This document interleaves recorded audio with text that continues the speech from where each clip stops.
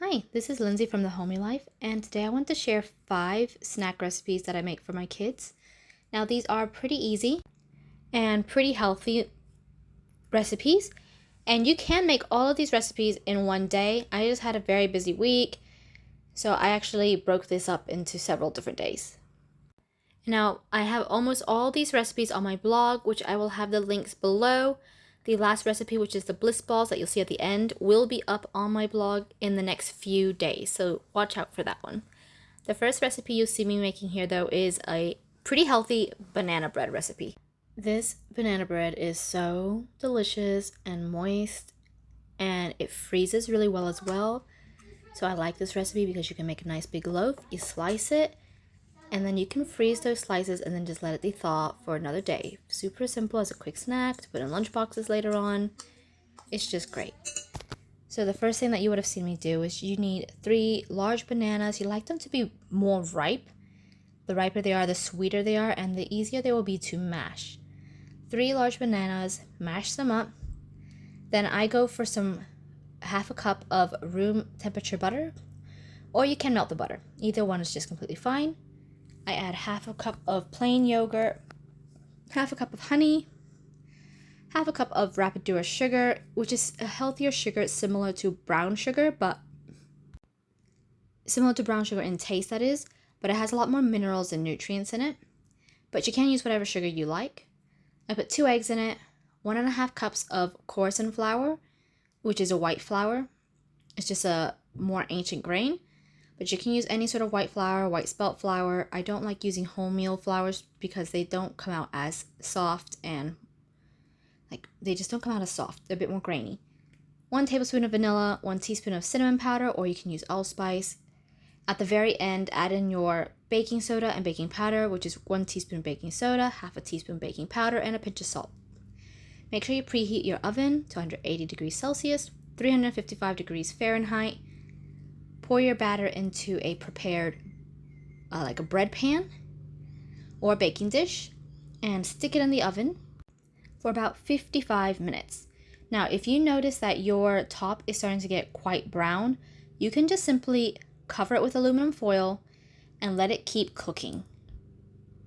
Once it's done, take it out, let it cool before you slice it. I let it cool for anywhere from a solid 30 minutes to even longer as it's still cooking on the inside. And then just slice those bad boys up. You can store them on the counter in an airtight container. You can store it in the fridge, or like I said, I like to pre-slice them and I will wrap them up in cling wrap and freeze them and take them out as individual pieces later on. Now I'm actually going to be making 2 recipes using my dehydrator. You can use an oven as well. Now I'm making a kombucha SCOBY fruit leather. You don't actually need to have a SCOBY to make a fruit leather. You can just use fruit. But this will add a lot of probiotics. So if you happen to be a fermenter and use kombucha SCOBYs, this is a great way to add some more probiotics and you can eat them. And honestly, you don't taste it. And the kids love it so much. They just gulp it straight down. So this recipe is quite simple. And I'll have the link below to the blog post. So you can actually just get the printable recipe right then and there. So on my blog post, it does say 2 medium-sized SCOBYs, but these ones are quite large. So I only added 1 SCOBY at a time. And now this will fill about 2 trays on your dehydrator. Now I make sure to have prepared already baking paper that will fit the size of my trays. So mine is a Devonte and it has 10 trays and I really, really like it because you can dehydrate so much at the same time. So what you want for this recipe is either 2 medium-sized SCOBYs or 1 large SCOBY is fine. You would need about half a cup to a cup of water. Just slowly keep adding. You don't want to have too much water because we are trying to actually dehydrate it out. So you just want it to get blended nicely together.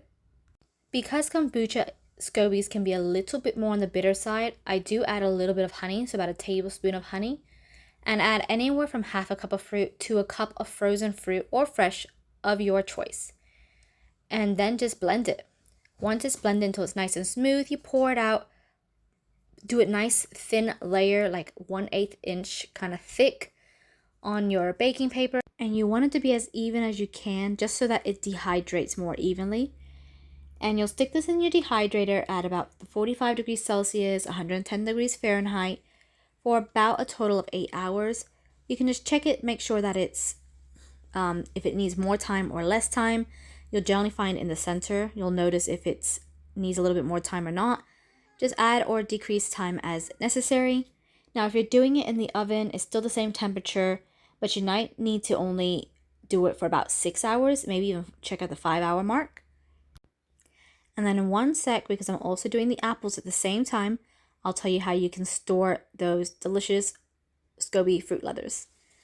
So another thing that we dehydrate, which we're going to just do at the exact same time, is we love doing like these apple crisp, which I don't have these actually on my blog. We just like to make them a lot. And we use an apple slinky, which is seriously the best thing ever. It cores your apple, it peels your apple, and it slices your apple. Greatest tool ever. And my children love using it. So my son over there is just doing all the apples for me. I grab them, kind of quickly break them into nice circular pieces.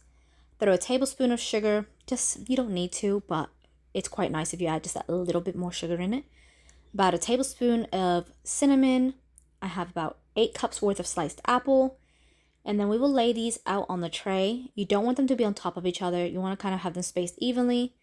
And they will be in with my fruit leathers, dehydrating all at the same time, at the same temperature. If one needs to get taken out sooner, I'll just take one out sooner. But they actually dehydrated pretty much all at the exact same time. So it worked out really great. And I did not have to leave it for 12 hours. I actually took them out a lot sooner than that. So they came out at the 9-hour mark for me. And these are really easy to store.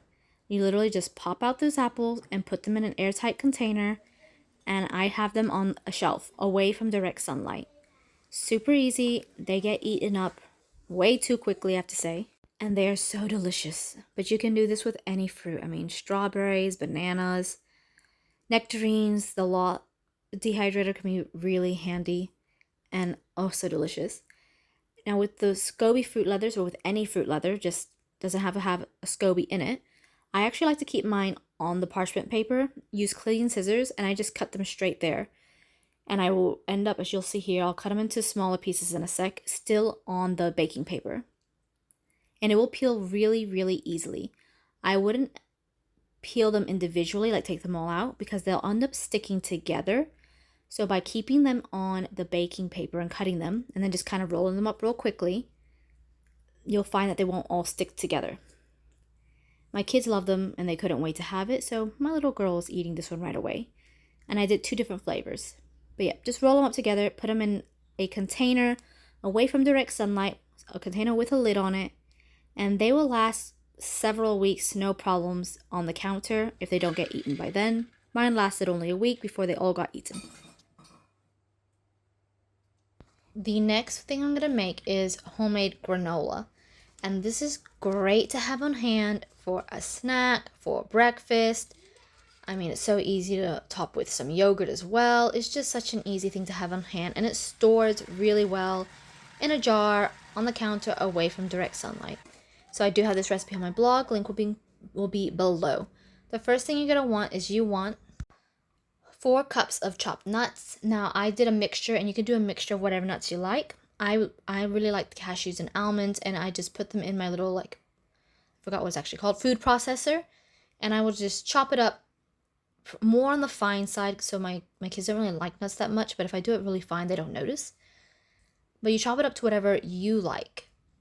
Then you'll see in a pot on just low, I'm putting the coconut oil. I just want it to mix together nicely, so I get 2/3 cup of coconut oil.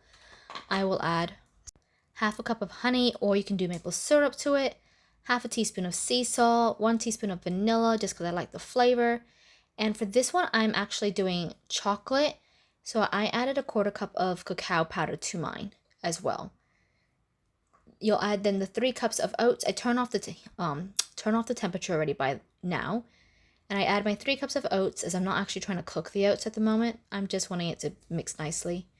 Put your nuts in it, and then just make sure that it all gets mixed together well so the flavor incorporates into the whole thing. Now, I should mention at this point, you should also have your oven preheated to either 340 degrees Fahrenheit or 170 degrees Celsius. And this is going to get divided into 2 trays.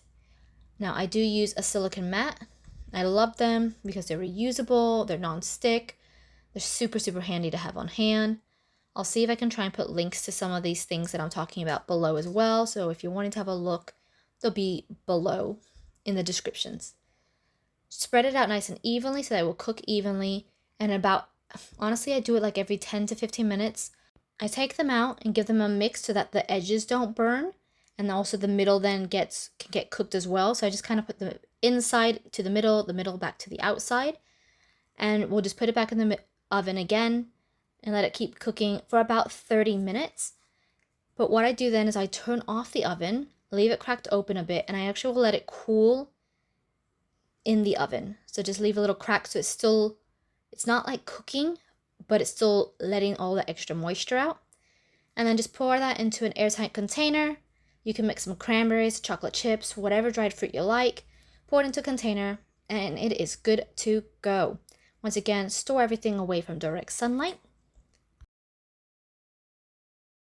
And now for the last recipe, I'm just making some chocolate bliss balls. And you do not need to have a food processor to do this. The only thing is I had whole oats, and I don't really like the texture of whole oats. So if you have quick oats, you don't need a food processor. You just need one bowl. Now in the food processor, I just put my 3 cups of oats first. You can also use almond flour if you like. But I had whole oats, I put 3 cups of oats, and I gave them a blend until they were the size I wanted. And then I added the rest of the ingredients straight in, which was 3/4 cups of honey, half a cup of peanut butter, 1/4 cup of cacao powder, 2 tablespoons of softened butter, teaspoon of vanilla, and a pinch of sea salt. And you just let that blend, and as you can see here, it's pretty nice and thick. Roll those straight into balls, and then put them in the fridge, and just in an airtight container, and then just eat them and enjoy. It made 22, so depending on the size, you can get anywhere from 20 to 24. And now this recipe will be on my blog within the next few days if you're watching this video right away. If you're watching in the future, it should already be up. I hope you enjoyed this video.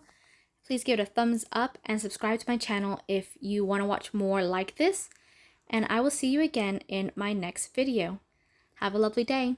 Bye.